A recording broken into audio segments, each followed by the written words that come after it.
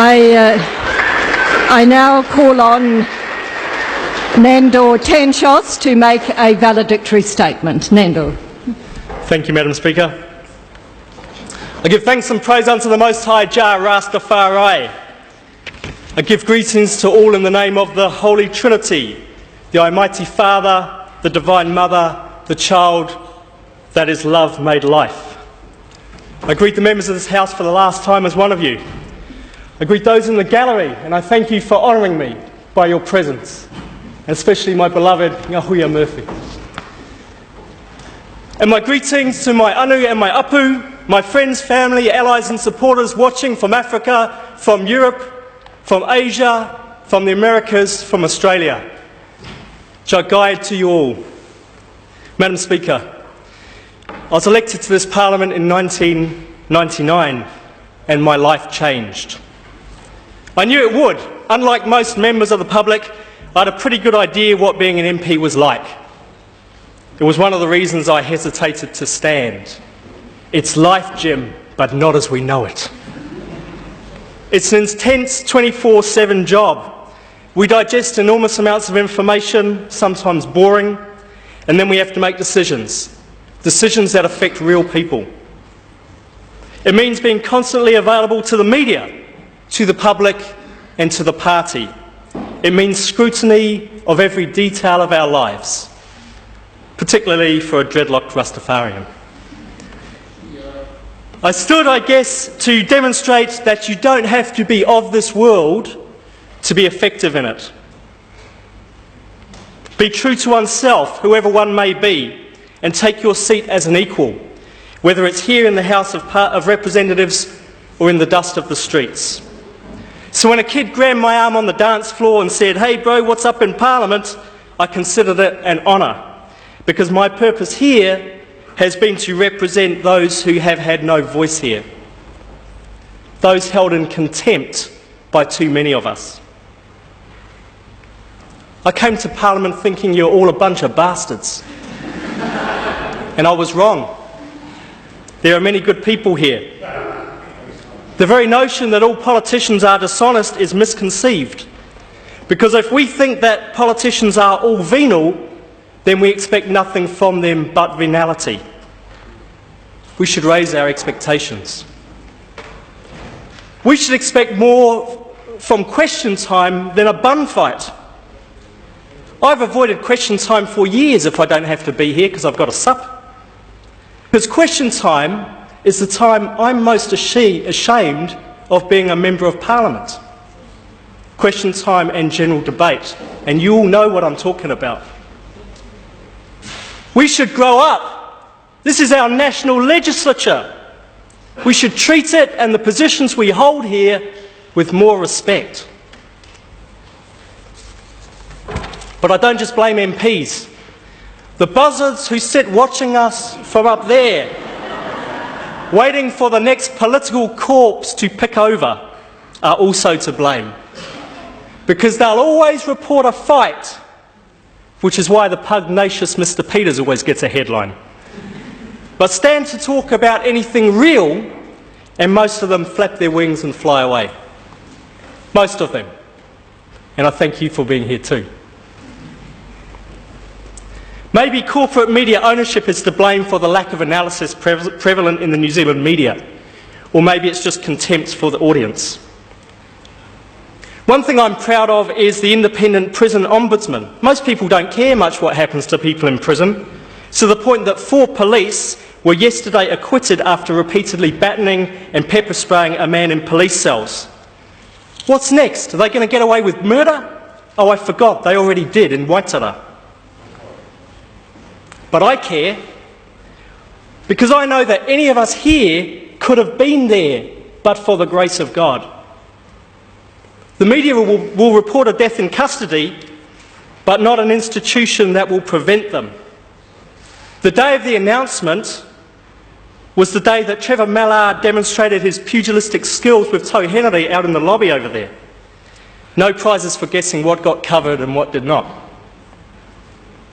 So to the media gallery, my love to you all. But I would ask that you scrutinise yourselves at night as fiercely as you scrutinise us during the day. Some people say that Guy Fawkes was the only politician to enter Parliament with honest intentions. I don't think that's true. Many, perhaps most MPs enter with honest intentions, but we are compromised by this institution. How many times have Green MPs spoken in this House to have other MPs sidle over and tell us quietly, we agree with you? But they are silenced by their hopes for advancement, for promotion, or sometimes just to stay where they are. My mum used to say you have to get into the system to change it. And it's true that we need good people working within, but the danger is the system changes us as much as we change the system, if not more. And that's why I'm leaving. After 9 years, and for those members of the public who judge the behaviour of others by their own standard, no, there are no perks coming to me. After 9 years, it's time to cleanse my soul. So to all members of this House, from the most senior to the newest entrant, I pray for you that you remember the light that shines within us, so you can light a path for yourselves and for others.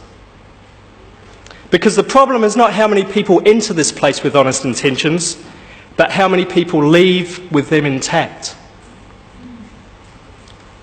It's easy to slip. We become bloated by self-importance. People open doors for us, they clean our offices at night, they provide us with advice and support, and they wait on our decisions. And many thanks to all the people who do that, the friendly security, the select committee staff, advisors and cleaners. And my thanks to the fantastic Green Party staff who are up there, who are so critical to the work we do as MPs. You guys rock! But my thanks also to those outside this place who research and campaign, because Parliament relies on the free work done by NGOs and ordinary people coming to select committees and raising awareness in the public about issues of importance. So take climate change. It was years of campaigning and advocacy and accumulating evidence outside of Parliament before any party except the Greens took this seriously enough to take a position, if not take serious action. Unfortunately, despite evidence that urgent and drastic mitigation is needed right now to avoid catastrophic climate change, this country still has a lackadaisical mitigation strategy. There's growing concern that oil production is reaching its peak at the same time as demand is increasing, both from increased consumption in the West and economic expansion in Asia, and the government's strategy is to build more roads. Now, I'm not sure if that's the climate change strategy or the peak oil strategy. Perhaps it's both. And don't laugh, National, because I haven't seen your policy yet.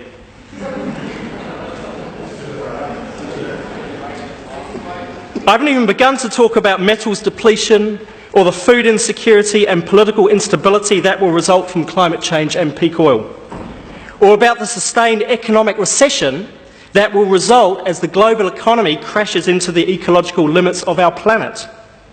And if you think that the life we're living in privileged countries like Aotearoa, New Zealand, is sustainable in any way, you are seriously deluded.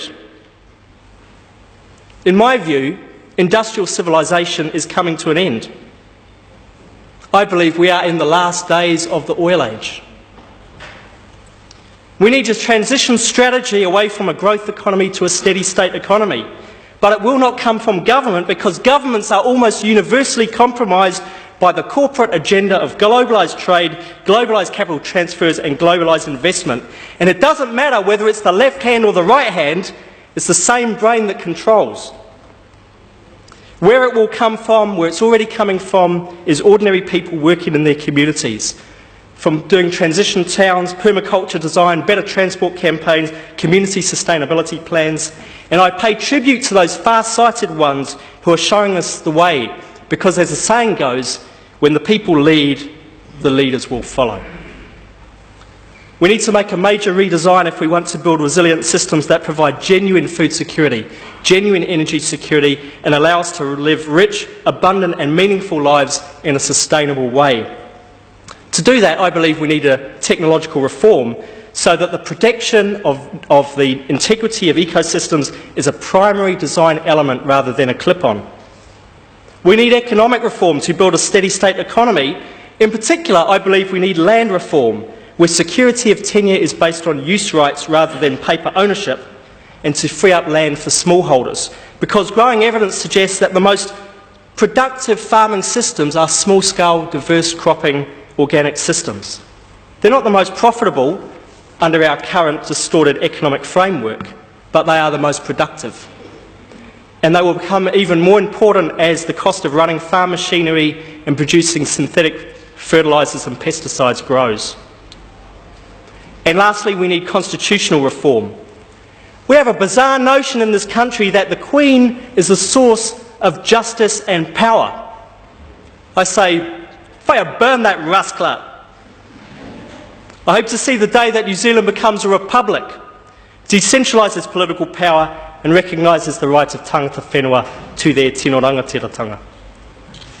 People get confused by that. The version of the treaty signed by Governor Hobson, signed by 512 of the 559 or so chiefs that signed, the version recognised in international law under the doctrine of contra preferendum was the Māori language version that did not cede sovereignty to the Crown, but it did affirm the tino rangatiratanga of hapu.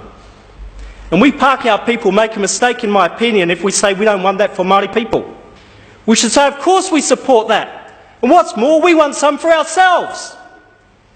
Because I don't believe that this parliamentary system works very well for anyone except MPs and corporate lobbyists. Madam Speaker, one of the first things I did on entering Parliament was buy a watch. And since then, I have been shackled to the system.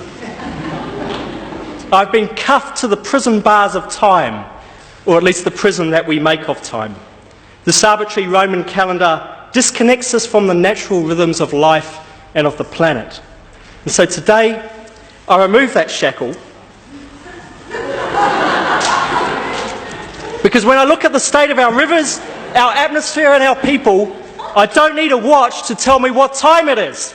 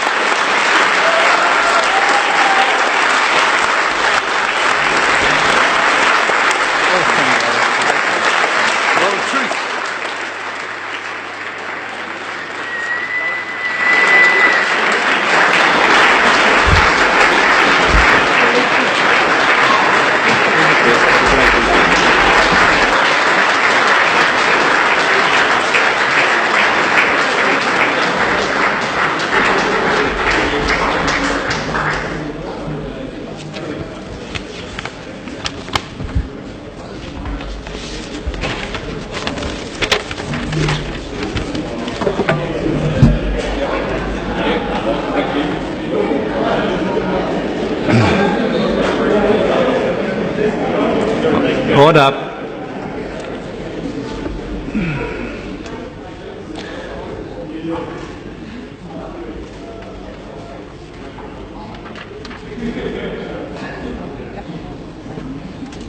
Number 3.